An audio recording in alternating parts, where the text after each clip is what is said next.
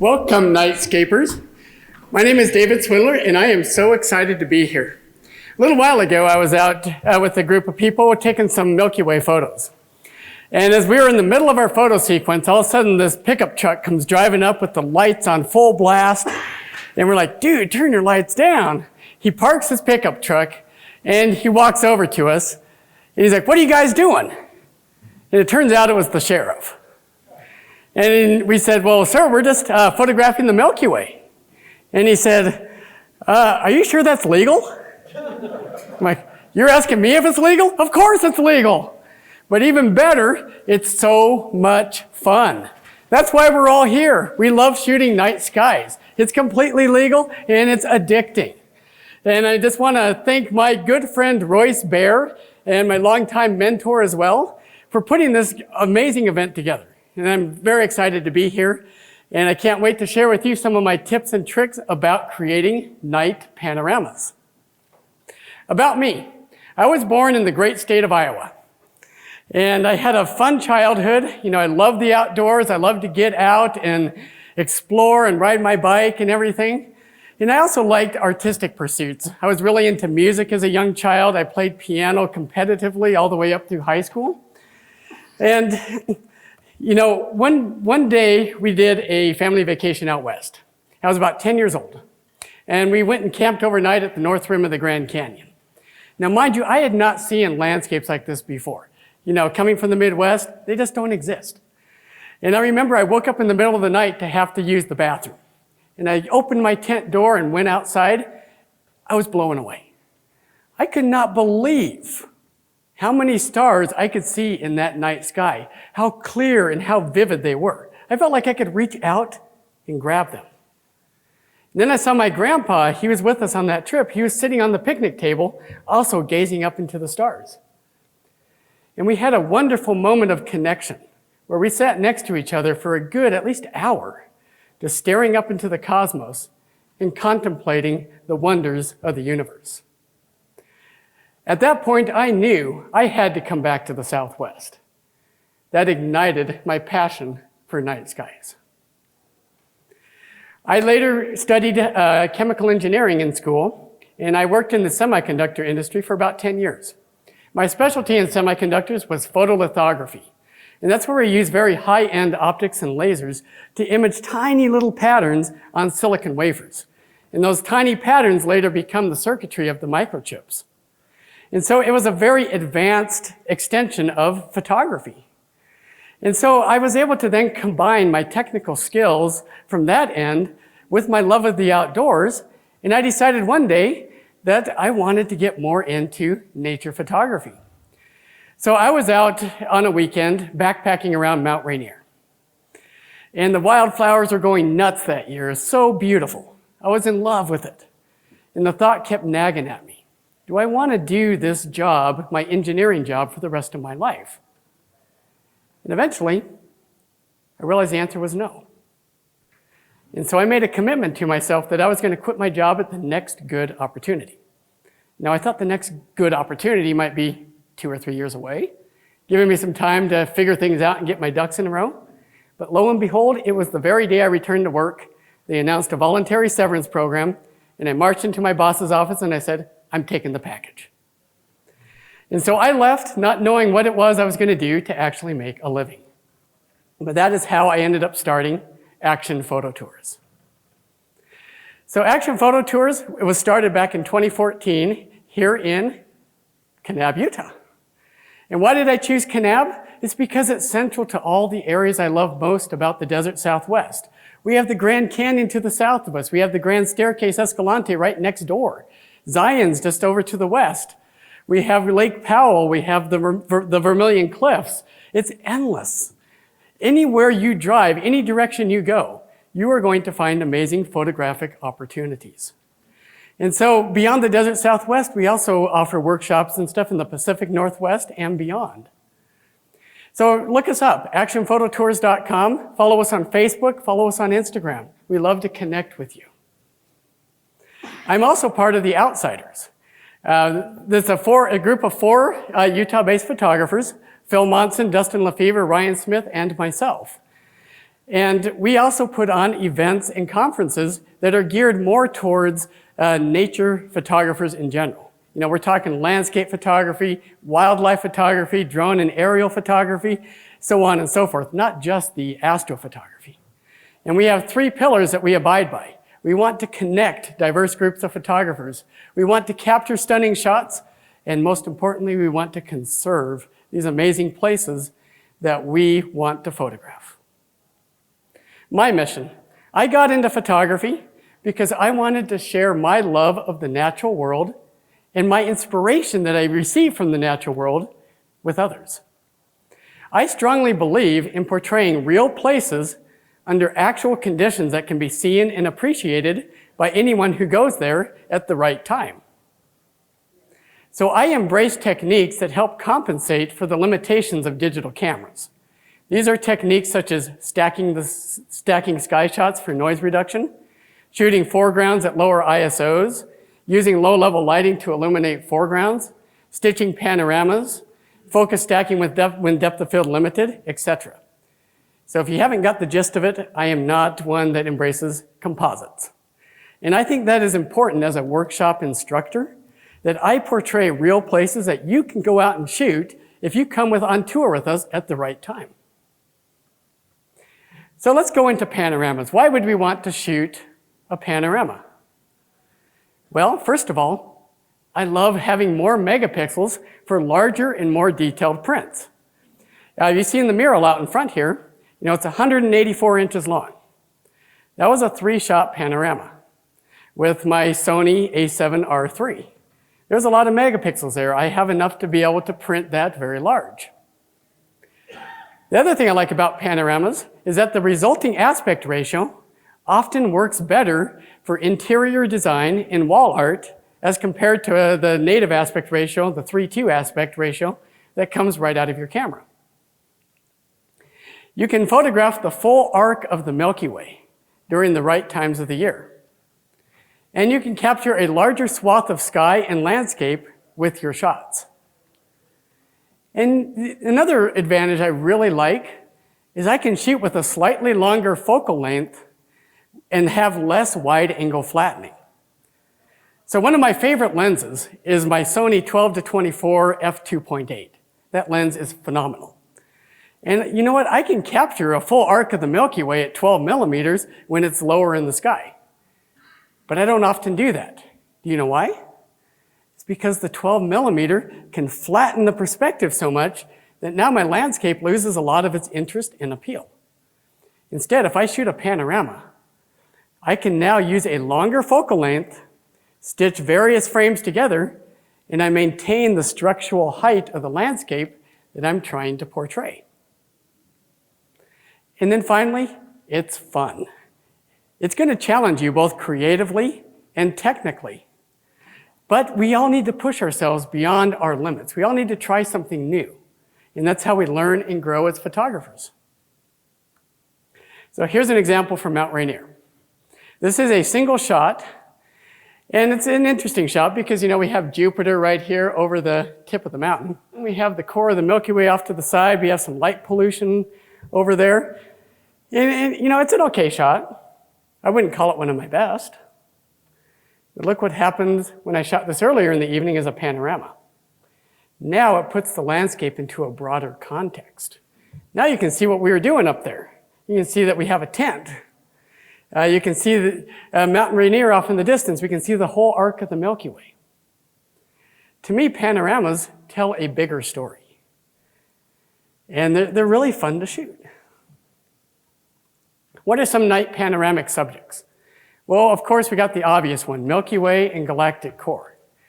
We've also got things like Aurora Borealis and Aurora Australis. A lot of people say, well, can you actually shoot panels of the northern lights? Well, actually you can, as long as those lights aren't moving or dancing too quickly. And yeah, if you're fast and you can shoot off a bunch of frames, yeah, you can definitely shoot that panorama of the Aurora Borealis. Moonscapes are a great one. Cityscapes are awesome. You know, this is when I shot up in Seattle, you know, when I had some really neat streaks coming across the water. I just put on a telephoto lens and I shot a 5-frame vertical panorama. Vertoramas are another fun way to shoot. We often think of horizontal panels, but we can also shoot panels in vertical mode and much, much more. So here's an example of a vertorama here on the right. I couldn't get the composition I wanted out of a single frame. And so I took the various shots and I stitched those together. But let's go over the outline of this presentation. I'm going to go over Pano shooting techniques first. Next, we're going to go over how to plan your shoot. Then we're going to talk about foreground enhancement techniques. Then we're going to go over stacking and tracking. We'll talk about some gear and software suggestions. And as a side note, I will say that this presentation is only going to focus on single row panoramas. Multi-row panos and gigapixel images is beyond the scope of what I will present. So as far as stitch panos, for normal lenses, when we're talking like 50 millimeters up to 100 millimeters, that sort of thing, 30% overlap is going to be sufficient because those lenses typically don't have a lot of distortion. But for the wide angle lenses that we like to use for capturing night skies, there can sometimes be a lot of distortion. So I recommend at least 50% overlap when you shoot a stitched panorama, and sometimes I shoot even more, sometimes up to like 70% overlap. The wider the lens is, the more overlap you need. That's the key point. Next, you want to ensure each frame is level with the horizon with the same degree of forward or backward tilt. And so when I'm shooting a pano, I want to make sure if I have a little bit of forward-leaning tilt, that I maintain that same degree of tilt for every shot that I shoot. Then the third thing is I want to keep the shot settings consistent frame to frame. I focus once at the beginning of the pano, and I don't change the focus throughout the left to right sweep. And then I will always shoot one extra frame on both the left side and the right side so that I have crop margin. So barrel distortion is our enemy when we're shooting with these wide angle lenses. And so as you can see here, if we have a normal lens, then it's going to be very rectilinear. But when we have barrel distortion, we're going to start losing margin on these corners up here. You can see right here where we've lost corners because of the barrel distortion of the lens. That's why we always want to shoot wider than we think we actually need so that I can have room to crop this later without having to do some weird stretching or cloning or content-aware fill or whatever that may be. And so as I mentioned, you want to shoot all shots of the pano level to the horizon. So the best tool that you have on your camera is that internal level meter. And so you want to make sure that that line is green going from left to right. That means you're level to the horizon. And then you have to decide, do I want to shoot with neutral tilt? Or do I want to shoot with slight forward or backward tilt? And that all depends on what you want to emphasize. If I want to emphasize the landscape more, I'm going to shoot with a little bit more forward tilt. If I want to emphasize sky more, I'm going to shoot with a little bit more backward tilt. And on these level meters on your camera, you can also see what your degree of tilt is. Like on this middle picture here, you can see that the tilt is 2 notches below center. On the Nikon cameras, they have like this little yellow trapezoid that appears, and I would just want to ensure that all shots I shoot have the same looking yellow trapezoid. So neutral tilt is the easiest to stitch. And if you use a non-neutral tilt, just make sure that it's consistent on every shot, and also know extreme tilt angles will probably not stitch. So you don't want to be shooting anything real wonky, especially with these wide angle lenses, because then we're introducing a whole nother host of problems, and you'd hate to do all this work and not have a shot that stitches together. So let's talk about some shot settings. I use manual mode and also manual white balance. That's important, because if you don't use manual white balance, then the white balance could change in theory from the left side to the right side of your pano. And let me tell you, trying to color correct images after you get them on the computer, doesn't matter if they're raw or not, just trying to color correct them, that is a very difficult thing to do. Okay. Next, use manual focus, and don't move the zoom or the focus rings as you shoot. Next, you keep the same settings from left to right as long as the ambient light conditions are consistent. And if the ambient light is changing, let's say you're shooting like in deep blue hour, for example, you may need to make small adjustments to the exposure time and or white balance to keep things consistent. So one of the tricks I will actually use when I'm shooting in blue hour is to use auto white balance. Because then, I don't have to worry about trying to ratchet down my Kelvin temperature as I shoot from left to right. The auto white balance will kind of keep the same color palette with each shot that I shoot.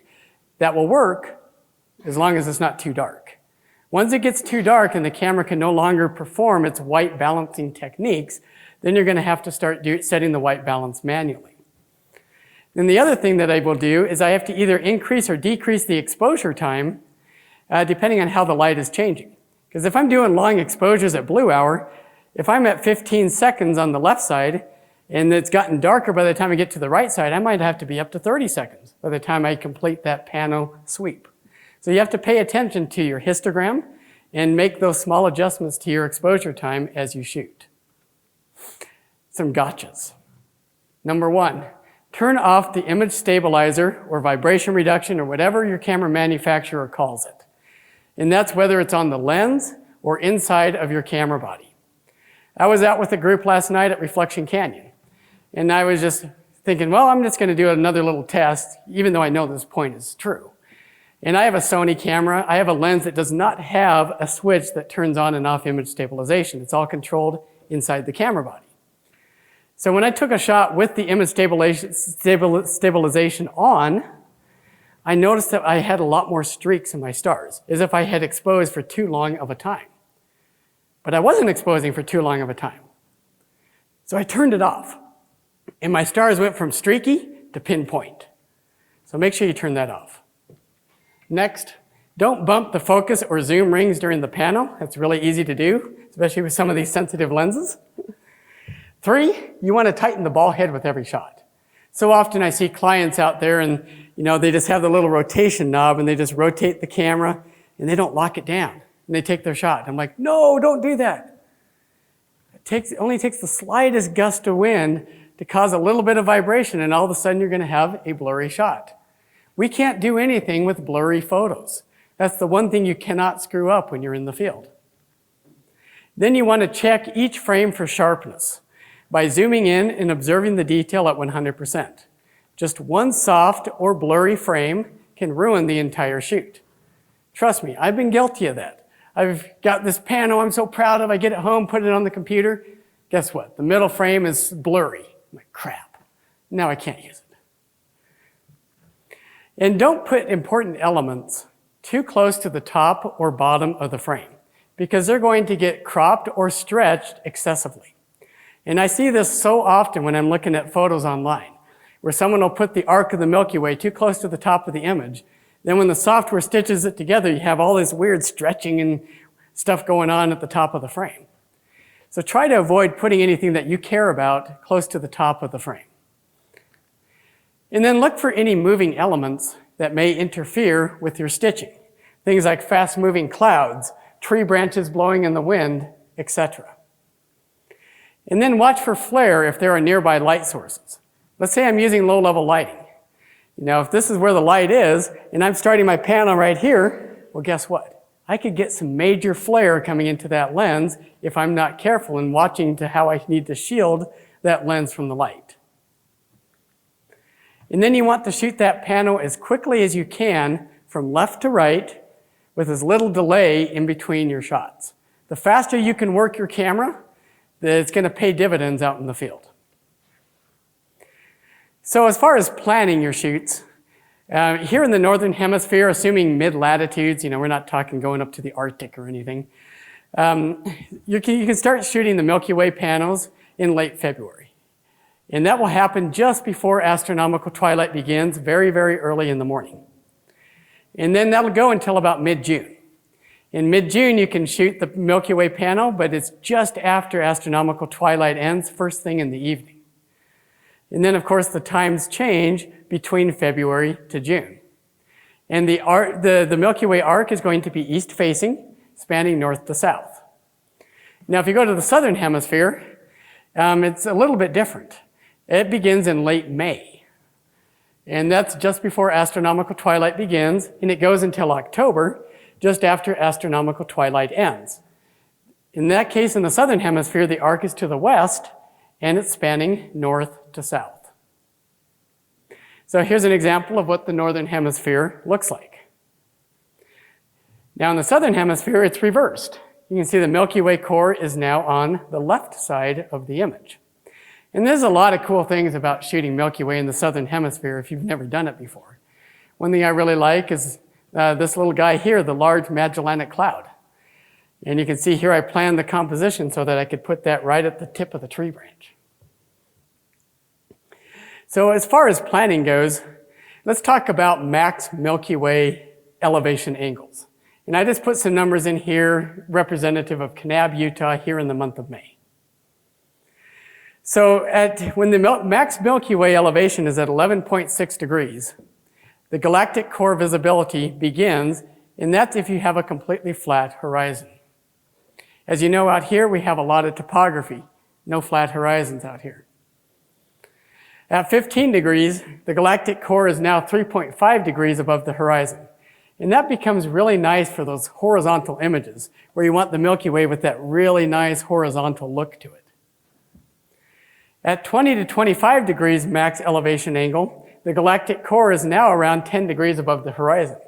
And that is what I consider the ideal range for most panoramic shooting. And the Milky Way will have a nice arc to it, and the galactic core is generally high enough to be above most topographical features. At 30 degrees, the galactic center is now 14 degrees above the horizon, and at that point, the Milky Way is going to have very significant arc to it, and it's going to require much wider lenses to shoot it. Once you start getting much above 30 degrees, though, it's getting way too high in the sky for any practical single-row panels. As far as planning apps, I really like on the PC to use Stellarium. It's a free program that you can get. On my mobile phone, I love PhotoPills. There's no better app when you're on location. I also love the Photographer's Ephemeris, TPE. And that one's nice because it has a web-based interface, so I can just jump on my computer and check stats and everything just from the computer. And then we also have Planet for photographers, which is, we actually have Wenji here, who is the originator of that app. And so PhotoPills, right now, my good friend Raphael Pons is doing a presentation on how to do Milky Way planning with PhotoPills app. And so I highly recommend that you watch his video recording after this conference, because he's going to go over this stuff in way more detail than I'll be able to cover. So I'm just going to actually skip these two slides and recommend that you go watch his video after this conference is over on how you can plan your Milky Ways with the 2D modeling in PhotoPills. So this is what the ideal Milky Way height looks like. You know, your core is high enough, you've got a nice arc to the Milky Way, and it's just a beautiful, creates a very beautiful eye-catching scene. Now I went to the same location, and this was a few years ago, and I was really busy that evening, and I had a bunch of stuff to do. And I was like trying to get out the door at the same time. Well, I got off late. And I ran to the location and I was like, oh man, the Milky Way is pretty high up. And I realized that I could not shoot this as a single row pano because the Milky Way had now gotten too high. So I took a set of vertical shots when I first got there. This is 15 millimeters right here. And I was able to capture the full arc of the Milky Way. But then I had to go back and use a neutral tilt and then shoot another pass to incorporate the foreground. And then when I put those together, that's the resultant image. So that's what it's going to look like when the Milky Way gets like 30 degrees plus. Some people like that look, other people don't. It really depends on you as the artist as to what you like and what you want to portray. So when you're on location, you want to arrive, if possible, during daylight hours, because you want to be able to scout things. You want to check things out. And you want to shoot some test panels to see what's going to work. You want to try some different focal lengths. You want to try it horizontal mode versus vertical mode and so forth. And then you have to decide, well, what focal length do I really want to use? That's why shooting in the daytime can really help with that. And then, will horizontal or vertical shots work better for your intended purpose? And then how far from left to right do you need to cover? Get out that Photo Pills app on your phone, do some scans in the sky, figure out where that Milky Way is going to be, and get that all figured out. And then will you use a neutral tilt, a forward tilt, or a backward tilt? And are there any concerns that you may have with close foreground elements? Is there anything that might cause parallax error? That's where you have a foreground element that's too close, and when you're rotating around a point that's not the nodal point of the lens, it can cause that foreground element to shift relative to the background. That can be a big problem. Or there are places that you just don't have depth of field, and you're going to have to try to find some way to either focus stack or change your composition or your shooting height to eliminate that drop-off in depth of field. So now the million-dollar questions. What about foregrounds? You know, as you guys probably know, shooting a night sky is relatively straightforward. But combining a night sky with a well-exposed foreground is far more difficult. And so I'm going to discuss what I call the 3 levels of night photography. I teach this to almost all of our workshop students. And then we're going to talk about various methods of foreground enhancement. So let's jump into the 3 levels. Level 1 is the easiest. It's what we probably all started out with. It's a single shot. There's no Photoshop involved. The foreground is going to be dark or silhouetted if you're using natural light. But if you're using low-level lighting, then the foreground will be nicely illuminated. You should expect a lot of noise and grain in both the sky and the landscape. And the detail in the landscape will definitely be lacking due to the high ISO. Level 2 is exactly that, 2 shots.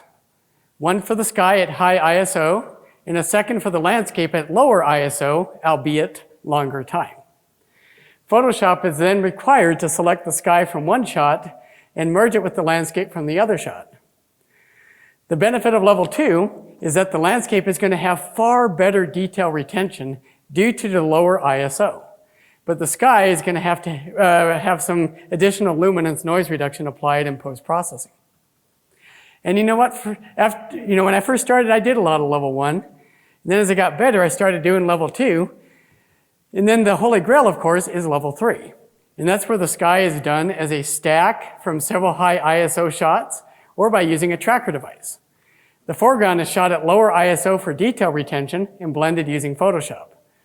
The stacked sky shot will have to be combined using special software. And if you do this, both the sky and the landscape will be very clean with little noise and grain. However, it's also the most time-intensive and requires the most post-processing skills. Now, if you're just doing a shot to go post on Facebook or Instagram, I would tell you no one's going to notice really the difference between a lot of these methods. But if you want to do a shot that you want to print large and put on the wall, well, yeah, you're going to see a huge difference between a level 2 versus a level 1 and a level 3 versus a level 2. So you have to know, what is my intended purpose for what I'm shooting?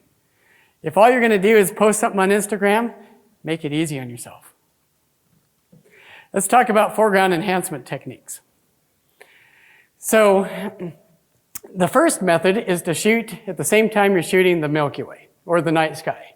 Middle of the night at lower ISO and longer time. And I often get asked, well, how long do I know I need to expose? You know, it's all black there. I don't know how long to expose for. What I like to do is I like to push my ISO insanely high. We're talking like 50,000, 100,000, something like that. And I do test shots of varying exposure lengths. I might do 5 seconds, 8 seconds, 10 seconds, whatever it may be. And then I find an exposure I like at that insanely high ISO. Then using the laws of reciprocity, I can then back calculate what that time needs to be at a more normal ISO setting, such as ISO 800, 1600, 3200, for example. So that is certainly one option there. The next option is to shoot your foreground at blue hour. The nice thing there is that you can shoot it generally at lower ISO, which means better quality, and you have more directional light for enhanced depth and dimension within your shot. Another way is to use low-level lighting. And I love low-level lighting because it allows me to be the architect of the light. I can then decide where it's going to fall, what intensity it's going to have, what color it's going to have. I can decide how many light sources I'm going to use. And I really feel like I become the artist when I do low-level lighting. And then the final option is to wait for the moon to illuminate the landscape. So if you time your shots right, you can maybe shoot like a Milky Way, and then like an hour later the moon comes up and now it starts to light up your landscape. That's a wonderful time to be out shooting. In fact, I like to shoot the night skies more at those shoulder periods where you have some amount of moon and some amount of totally dark skies versus being smack dab in the middle of the new moon period. So here's an example of a level 1 shot. This is a combination of 5 vertical images, 15 millimeters f2.8. And the reason I shot this as level 1 is because I want my foreground to be silhouettes. That's all it needs. It just needs to show off these really cool trees that I'm shooting. Here's an example of a level 2. So I took a shot here just in the deep blue hour, exposed for a very long time, and then I combined that with my sky shot that I shot shortly after blue hour was over. And then this is a shot I knew I was going to care a lot about, so I went through the rigor to do a full level 3 edit on it. This is a combination of 5 vertical frames, and each of those vertical frames I took about, I think, 8 to 10 shots for stacking, and I stacked each one of those frames and stitched those together as a pano. And then I shot my foreground in deep blue hour. The reason why you know it's real is because look on the left side there, you can see some city lights, off in the distance. You can always kind of tell when shots are faked, if they're shot in the daytime or something and darkened to make it look like night, because they're going to lack important elements like that. And then I put this all together. And this is a shot I would have no problem blowing up and doing a 96-inch metal print with, because I know I have the megapixels, and I also have very low noise and grain throughout the image. I don't remember. I think it was probably something like 18 millimeters or something. Yeah. Foreground shooting for night panos. So you're going to take separate panoramic shots for landscape and night sky. The first one you shoot is going to depend on the time of day, the position of the stars, and the desired foreground enhancement technique you wish to employ. And so when you shoot the pano for the night sky, what I like to do is I will do what I call a safety shot, where I will take all shots of my pano from left to right as single frame only. 1, 2, 3, 4, 5, however many shots that is. I know that that is going to stitch properly. Then I will go back and I will take shots for stacking. And so I'll start out and I'll take 6 to 10 shots back to back with no long exposure noise reduction. Go to my next frame, 6 to 10 shots, next frame, 6 to 10 shots, and so forth. And so I like to do that because sometimes if it takes too long from left to right side of that image, it may not stitch right, or you may have some weird looking star duplication happening when you stitch that panoramic image together. So you always shoot the safety shot to make sure that you have at least something that you can work with later. And then to shoot a pano for the landscape, unless you are aiming for that level 1 approach, the landscape shots are going to be done with longer exposures and lower ISOs than the sky shots. And when I do these longer exposures, I definitely have to use my long exposure noise reduction on the camera. If not, it's going to be hot pixel city. And there's going to be so many hot specks throughout there, especially if the ambient temperature is warm, that it's going to be unusable for me. And so I highly recommend just using the long exposure noise reduction built into your camera rather than messing with the complication of trying to shoot dark frames and worrying if you have light leaks coming in through your lens cap and trying to remember which dark frames go with which images and so on and so forth. And then for level 3, you are going to stack each frame of the sky pano first. Then you're going to stitch both the sky and the landscape panos using the software of your choice. And then you roughly align the 2 panels in Photoshop.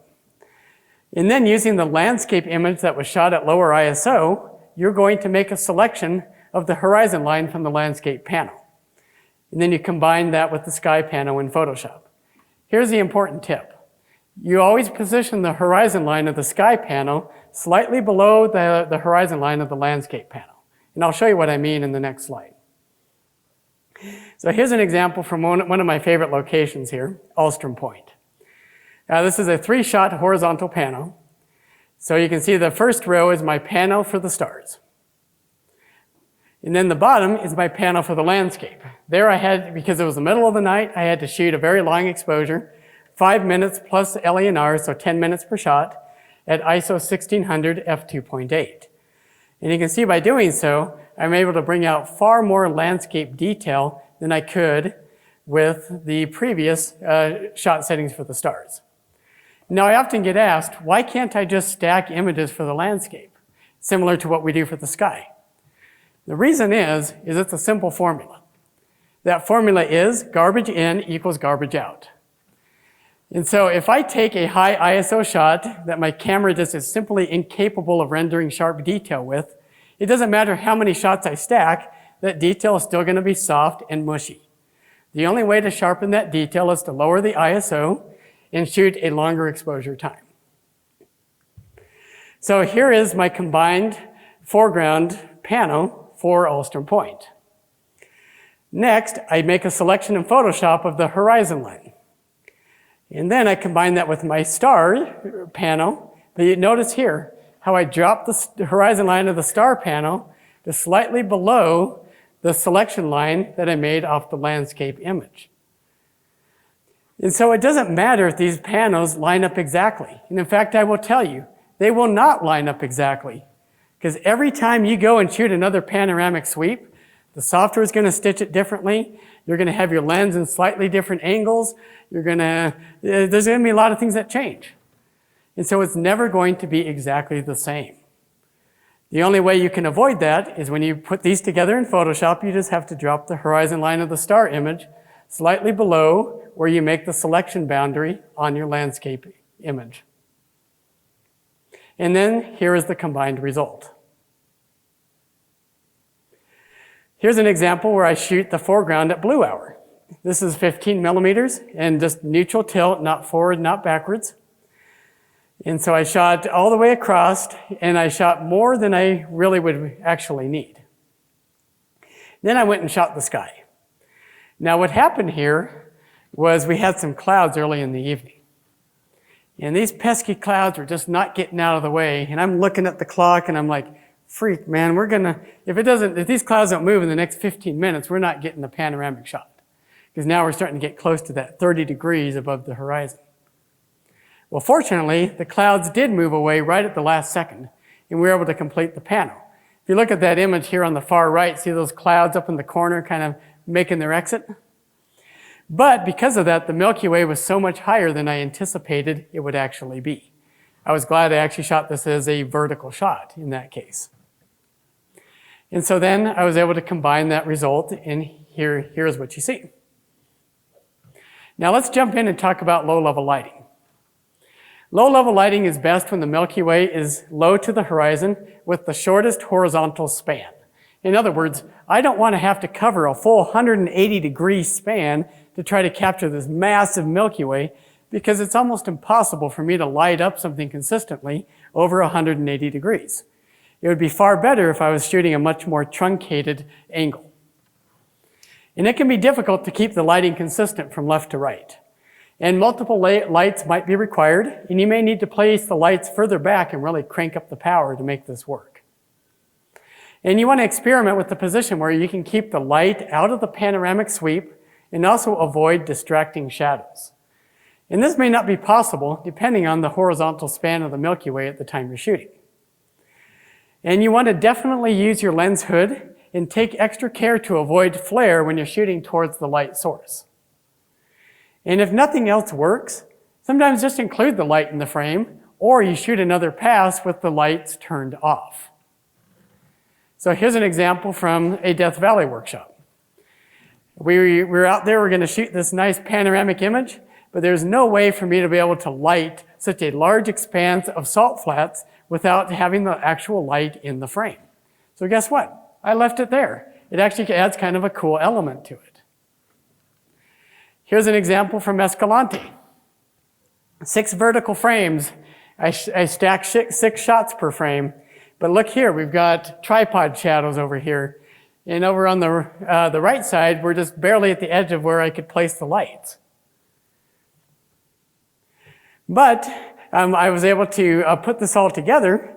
And what I realized I could do is I could crop. I could crop away a lot of that excess foreground I don't need and get rid of a lot of tripod shadows. And then I can get an image that actually works. And then I shot the foreground at much lower ISO here. You can see I shot this at ISO 800 for 120 seconds. And then I noticed when I was on location that my very closest foreground rock was slightly soft. So then I made one more pano pass where I focused just for that foreground rock and combined everything in post.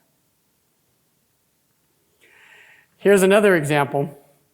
This one here, I could not put the light anywhere except for where you see it on the left side of the frame. And I was like banging my head against the wall thinking, well, how am I going to make this shot work? I hate that light being there, but I really need a light on this abandoned building over here. So then I thought, well, here's what I can do. I can do a sweep with the light turned on, then I can go turn off the lights and I can make another panoramic pass. And I can blend those two results in post. And so over here on the very right side of the image, you can start seeing some tripod shadows. And that's what's always going to happen when you try to cover that whole like 180-degree type of field of view. So I realized, you know what? I can just crop that area off. So that's not a big deal. And so then I went and turned the lights off. I made another pass, and I was able to blend that in and come out with a very convincing image. Now let me tell you, this was kind of a creepy place to shoot. We were out in the middle of the desert, far from anywhere. The skies are totally dark, not a soul in sight. And while I was out there shooting, a lone semi-truck came along on the highway down below. And the semi-truck driver stops, gets out of his truck and yells over to us and asks us if we need help. And I was like, wow, this is really cool.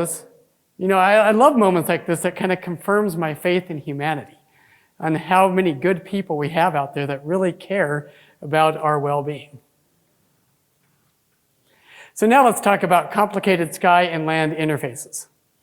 Subjects where you have that very complicated interface can be difficult, if not impossible, to stack, and tracking would also be equally difficult. So small holes of sky around things like rocks, bushes, and trees will usually not stack well. When this happens, I either elect to shoot level 2, or I find a nearby spot where I have a clean sky and land interface, and I shoot the sky from that vantage point. Here's an example of that. So this is a very complicated sky to land interface. You can see we have holes in this tower out there. You can see we have lots of little pillars sticking up. Well, those little tiny areas, there's just not enough data in there to be able to stack and remove noise convincingly, or to have it be artifact free. So I would either have to shoot this as a level 2, where I don't do any stacking or tracking for the sky, or if I can find an adjacent location nearby, I can just walk over there. In this case, I just walked 100 feet away, and I was able to shoot a nice clean horizon line, and I was able to then stack my shots and create a very clean sky file. And then it's a simple matter just to put those together in accordance with how PhotoPill shows me everything is going to align up. So as far as stacking goes, I recommend only 6 to 10 frames for stacking in a Pano stitch. If you do much more than that, the time delay from going from left side all the way to right side is going to be so excessive that I've had many panels not stitch. Okay. And so when I do the stacking, I turn off the long exposure noise reduction because the stacking in and of itself takes care of my hot pixel noise, and also a lot of the luminance noise too. And then I just shoot those back to back with as little delay as possible. And then I complete that Pano from left to right as fast as I can. And I adjust the number of stacked images based on a number of factors. It's not a set formula. First of all, what focal length are you using? If I'm using a longer focal length, well, guess what? I can't shoot as many stacked images because I'm going to notice movement faster with a longer focal length than if I'm using a wider focal length. Second, am I shooting horizontal or vertical frames? If I'm shooting vertical frames, it's going to take me way longer to go from left side to right side. So in that case, I may only be able to shoot 6 shots for stacking on each frame of that image. If I'm shooting horizontal frames, I might be able to do 10 images, or maybe even 12, especially if I'm shooting like a wide angle, like 12 millimeters or something. Third thing is, what is the length of your exposure? If you're shooting like with a low megapixel camera and you can now shoot like 20 or 25 second exposures, well, guess what? It's going to take you way longer to do all those stacked images going from left to right than if I'm shooting a high resolution camera where maybe the max exposure time is 6 seconds. And then finally, what is the proximity of the Milky Way to the top of the frame? And if the proximity is getting too close to the top of my frame, well, I can't have a lot of delay then going from left to right, or else I'm going to completely lose my shot. Okay. So then I want to stack each frame individually and then stitch to a pano. But this is the important point. Stacking is entirely optional. Like I said, unless you're a pixel peeper or you're going to do a large print to put on the wall, no one's going to know the difference between a level 2 and a level 3. Now, for the type of night photography I enjoy doing most, which is expansive skies with identifiable landscapes, for me, stacking makes the most sense. You know, for me, trackers add capital expense, they're more weight to carry into the field, and they take time to get aligned. I recommend trackers more to people who like to shoot details of the night sky. And if you're doing the tracking, you still have to use the long exposure noise reduction, because anytime you do these longer exposures, you have to have a method for removing the hot pixel noise. And stacking, on the other hand, it doesn't add much more time when you're in the field. And even if you aren't stacking, it's still a good idea just to take multiple sky shots. And you can always turn off the long exposure noise reduction for the stack shots. And the reason why it's a good idea to take multiple sky shots is because then you might catch that meteor or that shooting star that happens. It was actually really cool. Last week in our workshop up in Capitol Reef, we were able to capture the launch of the 60 SpaceX satellites. And when that first happened, we were like, what the heck's going on up there? All these things just originating out of one point in the sky and going all the way across down to the horizon. One of the neatest things I've ever seen at night. And of course, you know, when you're taking all these multiple shots like this, you're going to be able to capture that kind of phenomena. And then Photoshop is required to blend both the stacked and the tracked images with the landscape. You know, stacking is going to take more time in post-production, but the benefit here is that stacked images line up better with the horizon of the landscape shots. So let's jump into gear. The primary gear you're going to need for shooting panos is an L bracket for your camera. You want a very sturdy tripod and ball head, a remote cord or intervalometer, and I definitely recommend a corded remote cord or intervalometer. With all the people I work with in the field, probably the number one thing I see fail is when people try to use a smartphone connection with their camera or try to use the wireless remotes. Those things are just, they're notoriously bad for working when you need them to. And that's the last thing you want to have fail on you. So just get a corded one. And then a leveling base can definitely come in handy. And then if you're going to be shooting like a close foreground subject or something, you'd probably want to get a nodal rail too to get rid of that parallax air. But there is an all-in-one solution that I'm going to show you today. And this is called the Photo Pro Eagle Series. And you know, I've used lots of tripods over the course of my career from all the main brands. And Photo Pro has been my favorite because I shoot in a lot of extreme conditions. You know, I'll be up in the Arctic when it's 30 to 40 degrees below zero. And a lot of the other tripods I use, the legs get so stiff and gummy, I can hardly get them to work. But Photo Pro has been so smooth and so fluid. I just love their products. And let me show you this really cool ball head that they make on their Eagle series. Sorry, I should correct myself. This is not a ball head. It can be used for many things. It can be used as a panoramic head. It can be used as just a regular landscape head, or it can be used for a gimbal or a fluid head if you're doing video. But the tripod itself actually has a leveling base built right into it. So I don't have to have an extra piece of hardware adding extra weight and heft to my equipment. So all I have to do is level the head like this, lock it down. Then I choose my forward or backward tilt right here, and there's actually degrees here that tell me how many degrees of tilt I have. So I just adjust that accordingly. So let's say I'm going to have a little bit of downward tilt.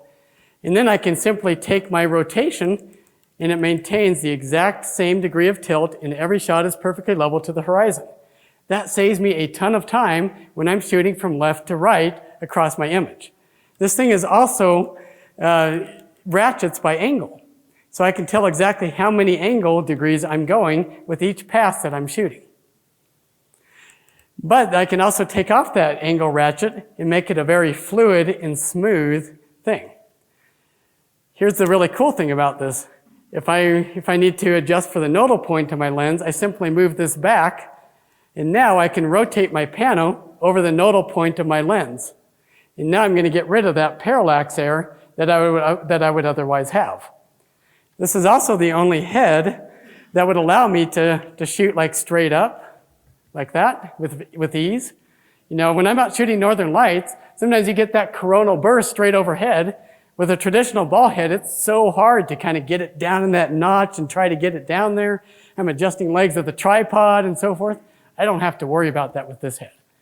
Or if I'm out here in the desert and I want to shoot mud cracks, well, then it's really easy for me to just move this guy forward, and then I can, let me move that down like that. And now I can shoot straight down, right on the mud cracks. And you can see here it doesn't even compromise the stability of my tripod. There's no other head on the market that does that.